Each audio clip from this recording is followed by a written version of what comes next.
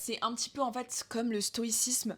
Voilà, il s'agit pas de se couper de ses émotions, de ne plus rien dire par peur que ce soit considéré comme une plainte. En fait, c'est juste tout simplement remplacer toutes les ruminations qui sont inutiles par juste la verbalisation de tes émotions, de tes ressentis. Bonjour à tous, bienvenue dans un nouvel épisode. Alors déjà, premièrement, je suis dans un nouveau décor. Je pense que vous allez rien remarquer parce que ça reste un mur blanc avec du bordel derrière. Mais du coup, quand j'ai commencé ce podcast chaîne YouTube, j'étais à Magnetic Island, donc en Australie, entre Cairns et Brisbane, pour ceux qui connaissent un peu. Et maintenant, je me trouve de l'autre côté du continent. Je suis à Perth, c'est la ville la plus éloignée de tout. Je crois. C'est la ville la plus isolée au monde. Donc voilà, je suis arrivée depuis maintenant une semaine et demie. Je suis dans mon nouvel appartement qui est extraordinaire. J'ai trouvé ça sur Facebook et j'ai eu beaucoup de chance. Je suis placée quasiment dans le centre de Perth. J'ai ma propre chambre, j'ai un balcon avec vue sur le fleuve, j'ai piscine, sauna, salle de sport à disposition, enfin c'est incroyable. Franchement, je suis super contente de ce que j'ai trouvé. Donc là maintenant l'objectif c'est de trouver un travail parce que bon, c'est quand même aussi important. C'est très cool de pouvoir me payer un logement comme ça, mais bon, il faut que j'ai une petite rentrée d'argent qui va à côté. Donc voilà, c'est l'objectif de la semaine. Bref, venons-en enfin au fait, venons-en au sujet de la vidéo. Aujourd'hui, on va parler d'un sujet qui me vient du coup suite à la lecture du dernier livre que j'ai lu. En gros, sur mon téléphone, j'ai une énorme liste de livres que je veux lire. Il y a de tout. Il y a développement personnel, roman, santé, féminisme, histoire, bref, il y a vraiment de tout dans toutes les catégories. Et il y avait un livre qui me faisait pas mal de l'œil depuis quelques temps, avec son titre assez impactant, on va dire.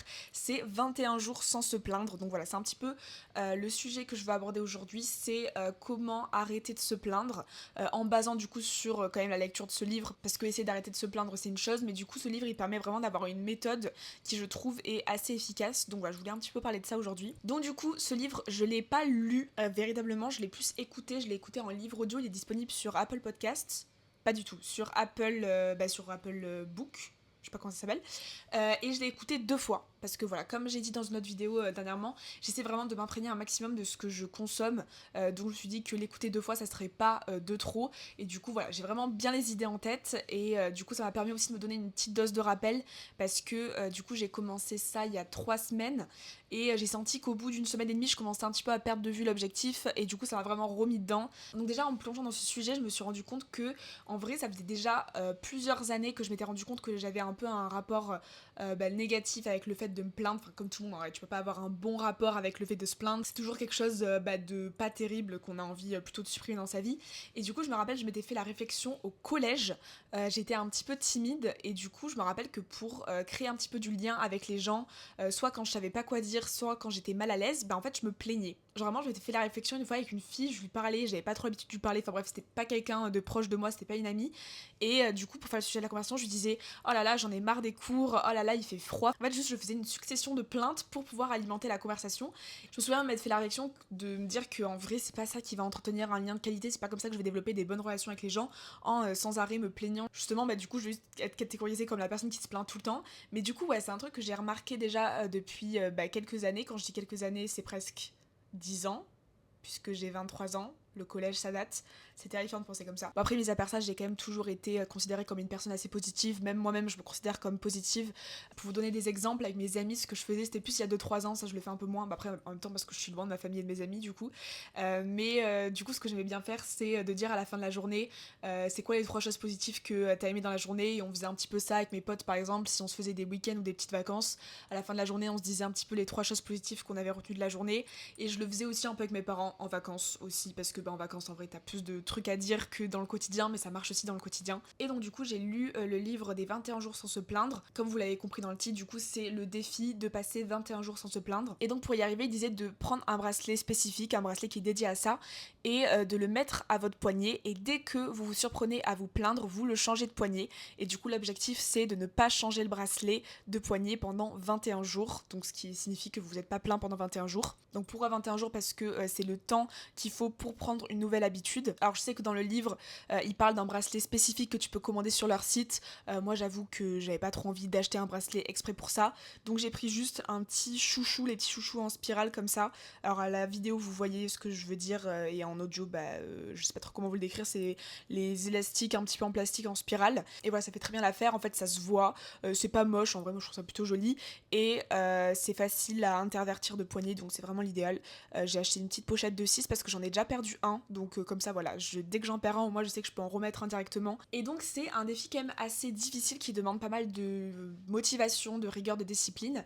Il dit que en moyenne, les gens mettent entre 4 et 8 mois pour parvenir aux 21 jours sans se plaindre. Parce que par exemple, admettons que vous ayez réussi à passer 15 jours sans vous plaindre, si au bout du 15e jour, vous vous surprenez à vous plaindre, vous devez recommencer le compteur à 0.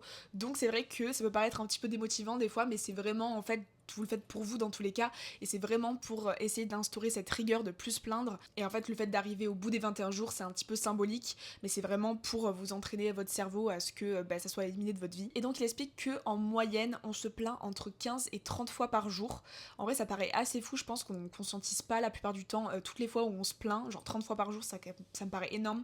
Et d'un autre côté, en vrai, ça me paraît pas tant que ça. Genre 30, je pense que je peux les faire facilement certains jours. Et donc, il disait de changer le bracelet que quand on se plaint verbalement. Voilà, vous n'allez pas pouvoir changer le bracelet dès que vous vous plaignez dans votre tête, dès que vous avez une pensée négative ou une pensée plaintive, je sais pas si on peut dire ça comme ça. On a entre 60 et 70 000 pensées par jour, donc c'est absolument impossible de contrôler ces pensées. Mais du coup, il disait en fait que les bienfaits de cet exercice de changer de bracelet dès que tu te plains verbalement, c'est qu'en fait, petit à petit, tu vas habituer ton cerveau à prêter attention à toutes les fois où tu te plains, et du coup des fois tu vas te retenir de dire quelque chose de négatif, et en fait tout ça va modifier vos pensées dans tous les cas. Et du coup en fait c'est un cercle vertueux. Plus vous limitez vos plaintes verbalement, plus vous allez limiter vos plaintes dans votre tête, et voilà, plus vous serez heureux tout simplement. C'est quand même le but final, c'est d'avoir une vie plus épanouie, plus heureuse. Et ce défi en plus il tombe plutôt bien parce que je m'étais dit il y a quelques temps que j'aimerais bien arrêter de parler de moi de manière négative. Je pense que ça j'ai dû le voir dans un TikTok, encore une fois ça avait fait un peu le déclic, où une fille disait qu'elle avait arrêté de parler mal d'elle, même sur le ton de l'humour du second degré, elle avait arrêté de dire des choses négatives à propos d'elle. Et en vrai je trouvais ça trop bien de faire ça, parce que du coup je sais que moi par exemple des fois, je sais qu'on est beaucoup à le faire, tu vas dire à voix haute putain j'ai une sale tête aujourd'hui, ou je suis vraiment trop bête, enfin bref voilà vous avez compris. Et ça je voulais vraiment arrêter de le faire, et du coup je trouve que ça va bien avec voilà d'essayer d'arrêter de se plaindre, d'essayer d'arrêter de parler de manière négative de soi-même, parce que voilà c'est pas bien de se dénigrer soi-même, t'accepterais pas que quelqu'un d'autre le fasse, donc pourquoi tu le fais à toi-même. Et je trouve que ça résonne aussi avec le dernier livre que j'ai lu, donc avant celui-là, j'ai lu Les 5 blessures de l'âme. Non, du coup c'était La guérison des 5 blessures de l'âme, c'est le tome 2. Et en gros du coup l'autrice elle parlait beaucoup en fait de la petite voix intérieure qu'on avait, donc la voix de l'ego. Donc quand je dis la petite voix dans notre tête, c'est juste en fait nos pensées, ce qu'on se dit à soi-même. Mais des fois en fait on se rend pas compte à quel point on peut avoir des pensées négatives, on peut ruminer ou se dire des trucs négatifs à soi-même. Et elle disait que c'était important d'essayer de prendre conscience vraiment de la voix qu'il y a dans notre tête, de tout ce qu'on peut se dire, toutes ces pensées intrusives. Et donc je trouve que c'est un petit peu la même chose en vrai. Du coup le fait d'arrêter de se plaindre, c'est plus aussi prendre conscience de toutes les fois où tu te plains, et du coup de toutes les fois où dans ton mental du coup les pensées préparent en fait ce que tu vas dire, et le fait que tu vas te plaindre. Et donc voilà, ça va ensemble. Du coup plus je vais faire cet exercice là, plus j'aurai conscience de toutes les pensées qu'il y a dans ma tête, et plus je pourrai modifier ça. Donc voilà, je trouve que vraiment ce défi d'arrêter de se plaindre, c'est vraiment quelque chose qui englobe plein d'aspects pour justement avoir une relation plus saine avec soi-même, et avec les autres aussi, et faire un petit peu le tri sur toutes ces pensées qu'on peut avoir dans notre tête au quotidien, dont parfois on se rend même pas compte. Et voilà, faire le travail vraiment de prendre conscience de tout ça et d'essayer de les éliminer peu à peu. En plus on se plaint la plupart du temps pour des choses sur lesquelles on peut rien faire en fait, on peut pas les changer. Et voilà, si quelque chose te déplaît et fait que tu te plains à ce sujet-là, soit change-le, tout simplement, arrête de te plaindre et change-le, ou alors si c'est quelque chose que tu peux pas changer, change ton attitude vis-à-vis de ça. Mais voilà, il disait que vraiment ça sert à rien de se plaindre vis-à-vis d'une situation, soit que tu subis parce que tu mets pas les choses en place pour changer, soit alors quelque chose dont tu n'as pas le contrôle dessus, et dans ce cas-là, autant lâcher prise et arrêter de mettre le curseur là-dessus. Voilà, c'est quelque chose qui va te rendre encore plus mal, alors que c'est quelque chose déjà auquel tu ne peux rien faire. Par exemple, voilà, les choses courantes sur lesquelles on peut se plaindre alors qu'on n'a aucun contrôle, c'est par exemple la météo, s'il pleut, s'il fait froid, s'il neige, ça c'est quelque chose que tu peux pas changer. Pareil, si jamais t'es coincé dans les embouteillages, tu peux pas pousser les voitures de devant, donc c'est comme ça, et voilà, il faut juste accepter, et voilà, essayer de pas ruminer, de pas verbaliser des plaintes. Je vais parler maintenant un petit peu de mon expérience personnelle. Ça fait du coup, je pense 2-3 semaines que j'ai commencé le défi, que j'ai mon petit bracelet au poignet. Alors, spoiler, j'en suis toujours au jour 1, je me suis plaint ce matin. Ce matin, je suis allée faire du sport, et la machine, elle faisait que me demander plein de trucs, et du coup, ça m'a saoulée, et même toute seule, j'ai réussi à me plaindre, parce que ça, c'est un truc que j'ai remarqué aussi, c'est que quand t'es avec des gens, t'es beaucoup plus propice à te plaindre, alors qu'en vrai, du coup, quand t'es toute seule, que t'as personne à qui parler, verbalement, tu vas pas te plaindre. Et encore, du coup, c'est pour ça que je dis et encore, même quand je suis toute seule, quand je passe des journées toute seule, je me surprends des fois à dire à voix haute une plainte alors que personne peut m'entendre en plus. Donc c'est fou le besoin viscéral qu'on a de se plaindre. Et du coup ce matin la machine elle marchait pas trop et du coup ça m'a énervée et du coup je me suis plaint. Voilà. Et donc du coup la première étape en vrai je dirais que le fait de changer le bracelet de poignet c'est avant tout une étape un petit peu de conscientiser toutes les fois où tu te plains. C'est une étape un peu importante où du coup t'es tout le temps en fait en train d'analyser ce que tu vas dire ou alors ce que tu t'apprêtes à dire. Il y a un truc assez intéressant où au bout de quelques jours tu te rends compte que tu t'apprêtes à te plaindre et hop tu ravales un petit peu ce que t'allais dire. Et voilà c'est vrai que j'ai mis un peu de temps au début à comprendre vraiment qu'est-ce qui était acceptable ou non, qu'est-ce qui était considéré comme une plainte. C'est vrai que c'est un peu difficile au début parce que dans le livre il dit qu'on n'a pas le droit aux critiques, donc parler mal de quelqu'un, bon ça après un peu logique, mais aussi pareil le sarcasme, le fait de quand il y a quelque chose qui t'énerve, tu vas le tourner en quelque chose de positif alors que tu le penses absolument pas, bah ça il dit aussi que c'est vraiment à proscrire. Donc voilà, au début c'est un petit peu compliqué de savoir quelle est la limite, qu'est-ce que je peux dire ou pas. Mais voilà, c'est un petit peu en fait comme le stoïcisme. Voilà, il s'agit pas de se couper tes émotions, de ne plus rien dire par peur que ce soit considéré comme une plainte. En fait, c'est juste tout simplement remplacer toutes les ruminations qui sont inutiles par juste la verbalisation de tes émotions, de tes ressentis, mais voilà, sans le faire passer par la plainte. Bien sûr, on a le droit de vivre une situation pénible, dans tous les cas, c'est inévitable au cours de la vie. Tu vivras toujours des situations qui te mettent dans l'inconfort ou qui sont injustes. Donc par exemple, dans le livre, il dit que si toute la journée votre patron vous a crié dessus, bien sûr que quand vous allez rentrer du travail le soir, vous aurez envie de le partager à votre famille, à votre partenaire. Et voilà, ça il faut absolument pas l'occulter, ça fait partie de tout le processus d'absorption et de digestion d'une expérience négative. Mais en fait, ça peut vraiment être fait sans se plaindre. En fait, veillez à ce que vos propos ils soient vraiment concentrés sur vos sentiments et pas sur le déroulé de la situation. Par exemple, du coup, si le patron vous a crié dessus, vous pouvez dire ça m'a rendu triste, j'ai trouvé ça injuste, ou vraiment en fait le placer sur vos ressentis et pas y ajouter en fait des connotations négatives comme ça me saoule ce travail, j'en ai marre, voilà, vraiment des choses plaintives. Vraiment concentrez-vous sur vos émotions, ce que vous avez ressenti, verbalisez-le, mais du coup essayez d'éviter la plainte qui va avec. Voilà, en fait je sais pas si vous voyez ce que je veux dire, mais ça a rien à voir avec une plainte, c'est juste en fait parler de votre ressenti vis-à-vis d'une situation. Parce que voilà, du coup quand on se plaint, on concentre vraiment l'énergie sur le problème et pas sur la solution, alors que voilà ici on cherche à faire l'inverse. Donc ça par exemple c'est quelque chose que j'ai réussi à appliquer il y a quelques dizaines de jours quand j'ai passé un week-end à Brisbane, du coup entre le transfert entre Magnetic Island et là où je suis actuellement, j'ai décidé de passer 2 jours à Brisbane pour un petit peu visiter la ville et en fait il a fait pas très beau ces 2 jours, il a un petit peu plu et du coup je l'ai raconté à mes proches, je leur ai dit aujourd'hui j'ai pas vraiment pu faire ce que je voulais faire parce qu'il pleuvait et voilà en fait c'est juste un fait en fait, j'ai pas ajouté de connotation ça me saoule, j'ai pas pu faire mon programme,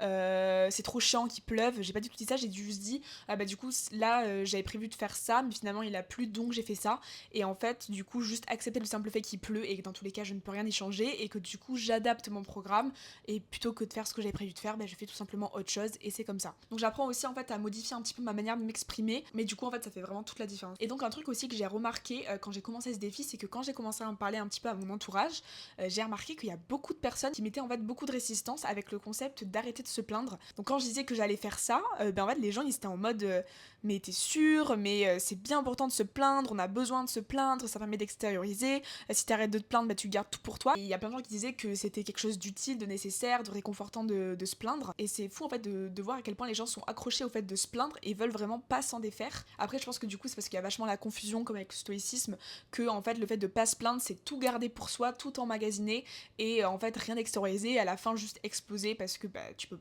tout simplement pas tout garder pour toi. Mais voilà, je pense que c'est plus juste une incompréhension dans l'imaginaire collectif ce que c'est de pas se plaindre ou ce que c'est d'être stoïque face à des situations. Ensuite d'autres trucs qui ont changé c'est que je remarque du coup forcément beaucoup plus facilement quand les autres se plaignent. Je sais que par exemple j'ai rencontré une fille et du coup dans les premiers échanges j'ai trouvé vraiment trop sympa, enfin vraiment la fille super gentille, super souriante mais j'ai remarqué qu'elle se plaignait beaucoup.